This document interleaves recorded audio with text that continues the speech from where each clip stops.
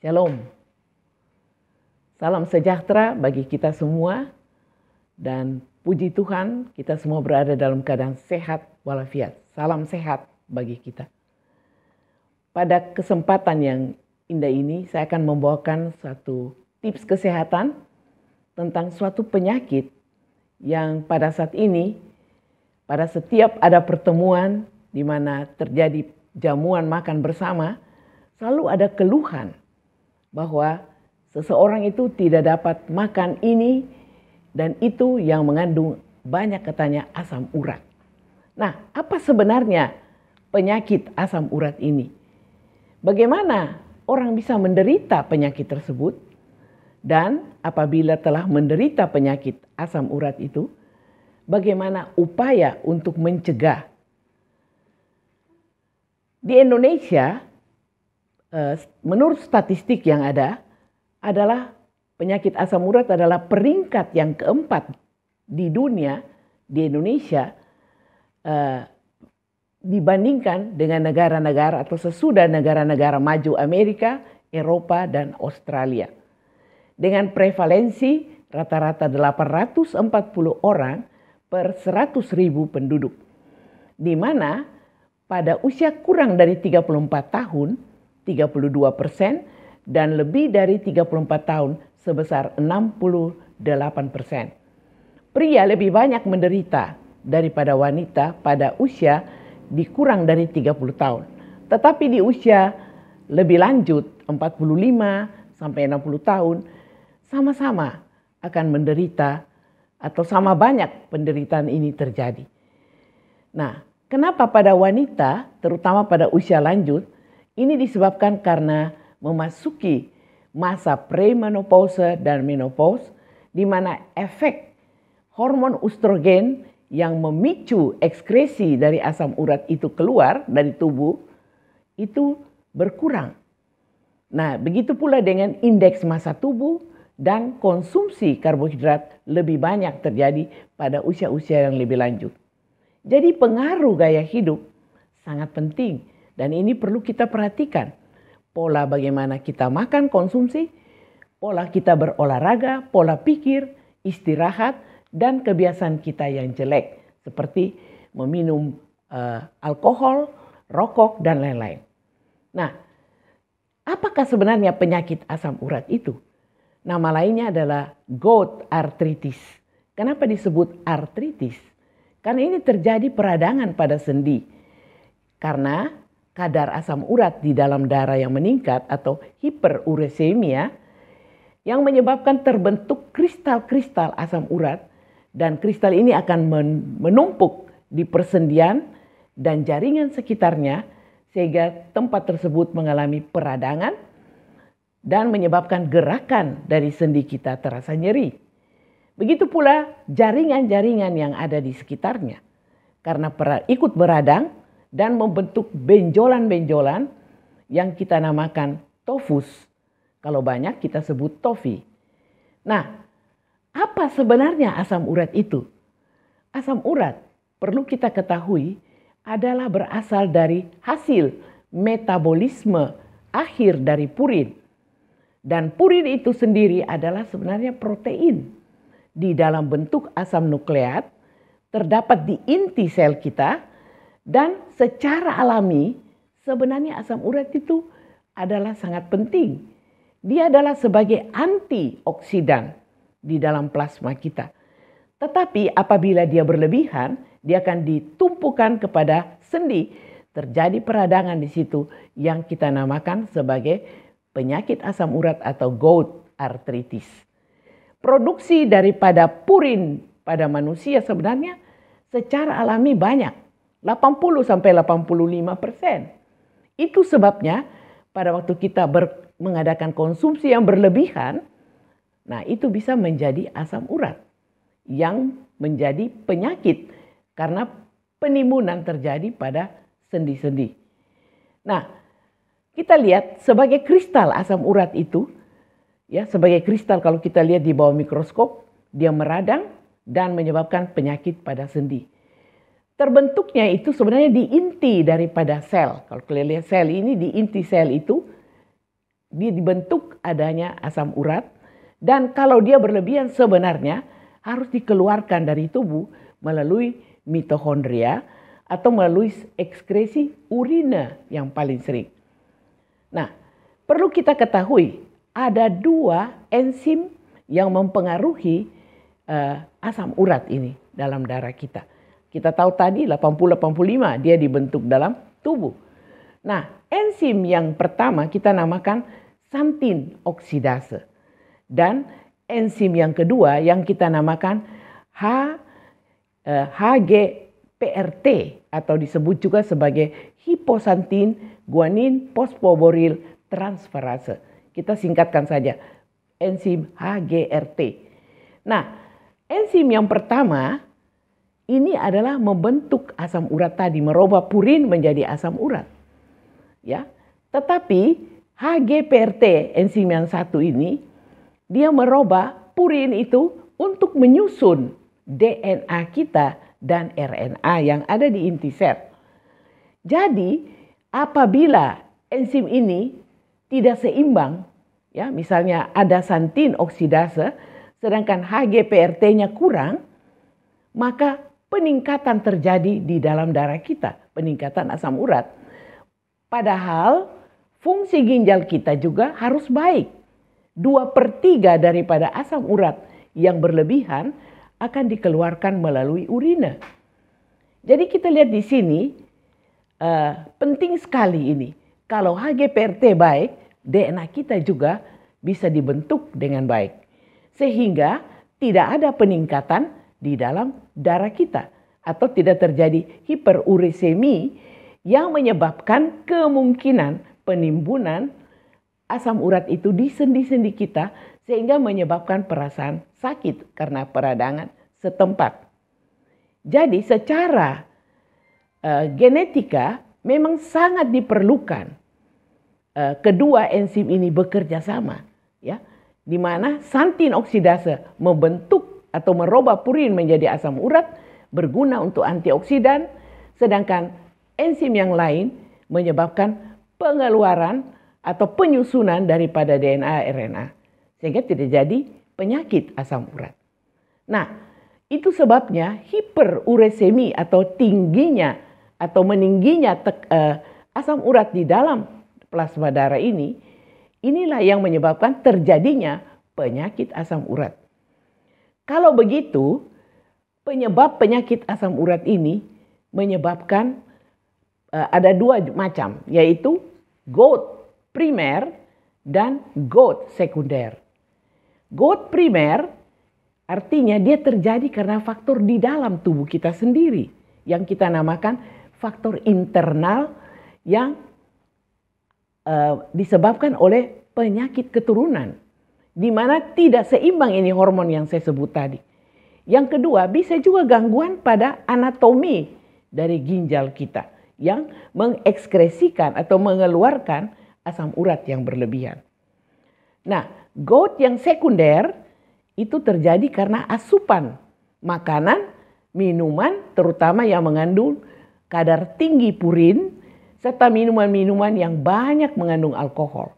Ya, jadi hal ini bisa menyebabkan penyulitan terjadi pada ginjal untuk mengeluarkan asam urat. Ya, dan hal ini menyebabkan kenaikan asam urat di dalam darah yang akhirnya ditumpunkan pada sendi-sendi dan terjadi radang pada sendi. Nah, kalau begitu, faktor yang pertama disebut faktor genetika, keturunan, ya, yang biasanya beresiko 1-2 kali lipat dibandingkan dengan penderita yang tidak punya keturunan. Dan yang kedua adalah konsumsi menu makanan yang tinggi purin. Nah, ini biasanya kita makan makanan-makanan yang banyak daging, sapi, ya, daging-daging merah, seafood, ya, kadang juga dalam tumbuhan seperti kembang kol, serta makanan-makanan yang tinggi purinnya. Yang berikut bisa juga saya katakan tadi alkohol. Nah, bisa meninggikan asam urat dalam darah kita seperti kita banyak minum bir, tuak, tape, ya, dan alkohol. Karena asam laktat inilah bisa menghambat pengeluaran asam urat dari tubuh, akhirnya dia meninggi di dalam darah. Konsumsi daripada air minum kita juga harus cukup. Kita biasa minum 6-8 gelas. Tapi kalau kita kurang minum, padahal konsumsi dari purin yang tinggi, maka hal ini juga bisa menyebabkan peningkatan asam urat di dalam darah. Penderita hipertensi, penderita ini bisa mendapat penyakit asam urat. Sebaliknya juga penyakit asam urat bisa memberi komplikasi tingginya tekanan darah kita atau hipertensi. Kenapa? Karena menyebabkan peningkatan dari semacam renin angiotensin namanya. Renin angiotensin inilah yang mengecilkan pembuluh darah dan tekanan darah itu bisa meningkat. Ya. Kita juga bisa mengalami peningkatan asam urat pada saat kita menggunakan banyak obat-obatan untuk diuretika, mengeluarkan urina, seperti golongan-golongan tiazid, fenilbutason, ya. Ekskresi daripada asam urat pada tubuh ini memang bagus melalui ginjal, ya. Tetapi hati-hati apabila kita terlalu banyak menggunakan santin oksidase, enzim ini yang meningkatkan asam urat juga akan terjadi, sehingga menyebabkan peningkatan asam urat dalam darah dan penimbunan terjadi pada sendi atau terjadi penyakit asam urat. Orang yang mengalami obesitas, kegemukan. Nah ini juga karena massa tubuh yang meningkat ini, produksi asam urat itu bisa terjadi karena orang yang mengalami obesitas itu produksi leptin. Leptin itu semacam enzim yang menyebabkan nafsu makannya meningkat. Ini menyebabkan terjadinya resistensi dari insulin, ya. Dan memungkinkan dia mengalami diabetes. Di samping itu juga dia rentang untuk mendapat penyakit asam urat. Nah, kita lihat di sini orang-orang yang diabetes mempunyai kaitan yang erat sekali dengan hiperurasemi atau peningkatan asam urat di dalam darah. Yaitu karena produksi dari nitrogen oksid, ya, yang menyebabkan terjadinya reaktif daripada oksigen species atau radikal bebas ROS ini yang merupakan mediator yang penting dalam kerja dari hormon insulin, menyebabkan pengecilan daripada pembuluh-pembuluh darah, dan hal ini juga bisa menyebabkan santin oksidase, ya, yang mengeluarkan asam urat ini tidak berfungsi dengan baik, malah dia akan meningkatkan asam urat di dalam darah kita. Usia yang bertambah mudah juga menyebabkan peningkatan asam urat. Jadi karena apa saya katakan hormon estrogen maupun testosteron pada pria dan wanita akan menurun, sehingga enzim santin oksidase yang memproduksi asam urat juga akan meningkat. Nah, oleh sebab itu kita harus perhatikan baik-baik. Pada waktu kita sudah mengalami peningkatan asam urat di dalam darah kita, pada laki-laki batasnya 7 dan pada wanita batasnya ialah 6. Kalau bahan makanan kita perhatikan baik-baik. Kalau bahan makanan kita tinggi purin, itu ada 3 golongan. Golongan A, golongan B, dan golongan C. Golongan A, purinnya itu sekitar 50 sampai 150 sampai 1000 mg per desiliter. Nah ini banyak sekali pada orang yang senang makan daging-daging, jeroan, usus limpa, otak, hati, jantung, ya, daging angsa, daging burung dara. Ini semua bisa menyebabkan kadar purin yang meningkat sekali, antara 150 sampai 1000 mg per desiliter. Golongan yang sedang B, purin yang sedang ini antara 50 sampai 150 mg per desiliter. Ini biasa pada seafood, kepiting, kerang, cumi-cumi, ikan bawal, ikan tenggiri, ini mempunyai golongan purin yang sedang. Golongan C, purin yang rendah, kurang dari 50 mg per desiliter, ada pada kacang-kacangan, kacang kedelai, pada toge, oncom, ya, tempe, tahu. Jadi kita perlu perhatikan kadar asam urat dalam darah itu bagaimana. Ya, baru kita mengkonsumsi, dan kalau boleh kita tidak mengkonsumsi golongan A ini yang tinggi sekali purinnya. Nah, kita melihat sini pada kelanjutan, ini kelanjutan. Kalau asam urat ini tetap tinggi di dalam darah, lama kelamaan selain dia memberikan radang yang bersifat kronis pada sendi-sendi kita, dia bisa juga membentuk batu ginjal. Dan batu ginjal yang berada ya pada ginjal kita itu bisa menyebabkan gangguan fungsi ginjal, ya. Dan kristal-kristal ini bisa berada di saluran ya tubulus dari ginjal maupun berada di kristal urat ini yang dibungkus ini akan merespon pembentukan kristal lagi yang lain, ya. Dan ini bisa menyebabkan reaksi radang juga pada ginjal, ya. Nah, kita melihat sini mengenai gejala-gejala yang timbul, kadang-kadang tidak ada gejala. Yang akut tiba-tiba bengkak ya kaki dan terjadi juga benjolan di jaringan sekitar, ya. Dan kalau ini berlangsung lama, saya katakan tadi, dan kita tidak cepat menangani, bahayanya adalah mengganggu fungsi ginjal kita pada tahap kronis, ya. Nah, asam urat yang tidak dicegah ini masuk ke tahap kronis dan saya katakan lama-kelamaan bisa membentuk batu dan batu bisa merusak fungsi ginjal kita. Jadi perhatikan, gejala memang tidak terlalu khas. Yang penting ada pembengkakan di kaki, demam, ya kadang-kadang nafsu makan berkurang, ya sendi yang rasa sakit ini yang sering ada, ya. Dan kalau kita periksa laboratorium, kadar asam urat kita meningkat lebih daripada normal. Jadi gambar ini kita lihat kristal asam urat yang tertimbun di sendi inilah yang menyebabkan orang mengalami sakit dan tonjolan-tonjolan. Sehingga kadang-kadang sulit sekali untuk menggunakan sepatu pun. Jadi kita perlu periksa darah tentang asam urat 7 mg per desiliter pada laki batasnya dan pada wanita 6 mg per desiliter. Dan kalau sampai ginjal terganggu, kadar ureum bisa mengalami gangguan. Ya. Nah, bagaimana kita obati? Mengobati adalah secara medis. Cuma mengurangi rasa sakit, peradangan yang ada, ya. Dan yang paling penting ini kita mulai atur pola makan kita. Pola makan yang kurang mengandung purin dan kadang-kadang kita perlu juga menggunakan makanan-makanan kunyit, ya, sambiloto lah, daun bagus ini yang untuk mengurangi kadar-kadar peradangan yang ada pada penyakit gout artritis ini. Yang paling berbahaya saya katakan kalau kita biarkan terus-menerus, maka bukan saja kita mengalami peradangan sendi, tetapi dia bisa menyebabkan terbentuk batu asam urat pada ginjal yang kita namakan nefrolitiasis. Dan nefro ini berbahaya sekali.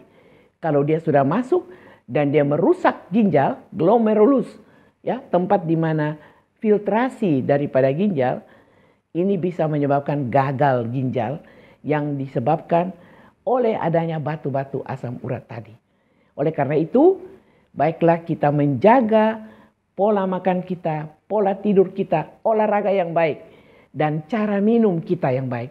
Karena 2/3 dari kelebihan asam urat ini akan dikeluarkan melalui urina. Ya, jadi perlu kita lihat di sini, semakin tua semakin kita harus mengatur makanan. Karena hormon-hormon pada usia lanjut inilah yang berkurang dan ini menyebabkan ekskresi atau pengeluaran dari asam urat ini semakin kurang. Minum yang banyak, batasi makanan sumber protein. Kita batasi itu daging-daging merah, juga seafood kalau memang kita mengalami peningkatan dari asam urat di dalam darah. Ya, minum juga olahraga juga yang penting, minum yang banyak karena dengan menurunkan berat badan, asam urat juga akan menurun. Ya. Nah, pola hidup sehat adalah sangat penting, terutama yang berusia lebih 40. Dan kedua, air yang cukup. Jauhkan minuman-minuman manis, beralkohol, dan makanlah sayur-sayuran dan buah-buahan. Jauhkan obat-obatan dan tertentu, olahraga yang baik, atur berat badan, pola tidur yang cukup, pengawasan yang ketat ya bagi orang yang menderita hipertensi dan diabetes ya. Dan kita rajin memeriksa laboratorium untuk memeriksa kadar asam urat ini pada tingkat lanjut. Jadi sebagai kesimpulan, penyakit asam urat atau gout arthritis adalah radang pada sendi. Kenapa terjadi radang? Karena peningkatan asam urat yang ada di dalam darah kita, dan peningkatan ini terjadi oleh dua faktor. Faktor primer artinya internal, bisa terjadi secara genetika karena faktor enzim yang kurang, terutama HPGRT ini ya, yang satu meningkat, yang satu membentuk, yang satu gunanya untuk membentuk DNA sehingga tidak meningkat asam urat ini di dalam darah. Nah, secara sekunder pola hidup kita yang tidak sehat, terlalu banyak menggunakan makanan-makanan yang tinggi purin, dan kita kurang bergerak badan, kurang makan makanan-makanan yang sehat, dan tidak berolahraga, serta kurang minum air yang bersih. Terutama banyak menggunakan kebiasaan-kebiasaan jelek seperti bir. Kalau banyak minum bir atau alkohol, ini menunjang peningkatan dari asam urat di dalam darah. Proses penimbunan asam urat dan peradangan di sendi inilah yang menyebabkan perasaan yang sakit, sehingga pada waktu kita menggerakkan sendi, perasaan sakit ini disebabkan karena timbunan asam urat setempat. Nah, oleh karena itu, sekali lagi kita harus menjaga pola hidup sehat. Jauhkanlah pola hidup yang tidak sehat, seperti makanan-makanan protein hewani, yang terutama akan menunjang terjadinya peningkatan dari asam urat ini di dalam darah. Asam urat sebenarnya secara alami adalah normal. Tetapi kalau kita menggunakan terlalu banyak konsumsi bahan-bahan makanan yang banyak purin, terutama protein hewani, bukan saja terjadi asam urat, malah tulang kita mudah mengalami keropos atau mengalami kerenggangan, ya, sehingga akibatnya massa dari tulang yang berkurang ini memudahkan kita mudah mengalami fraktur atau patah tulang. Jadi akibat-akibat lain seperti juga batu ginjal dapat dicegah dengan manajemen hidup yang baik. Karena itu saya pinjam firman Allah dari Alkitab dalam 1 Korintus 10 ayat 31. Kalau saja kita makan, kita minum, lakukan semuanya itu untuk kemuliaan nama Allah. Karena apa? 1 Korintus 6 ayat 19 dan 20 mengatakan tubuh kita adalah bait Roh Kudus yang harus kita jaga dengan baik. Karena kita sudah dibeli dengan harga yang lunas dibayar. Mari kita memuliakan Allah dengan tubuh kita, dengan mengatur pola hidup yang sehat. Maka penyakit asam urat ini juga dapat dicegah. Kiranya Tuhan memberkati saudara dalam mengatur kehidupan yang baik. Dan dengan kehidupan yang baik ini dan sehat, ikuti New Start. Maka kita akan menjadi manusia yang sehat, di mana kita dapat mengembangkan karakter Allah. Tuhan memberkati kita.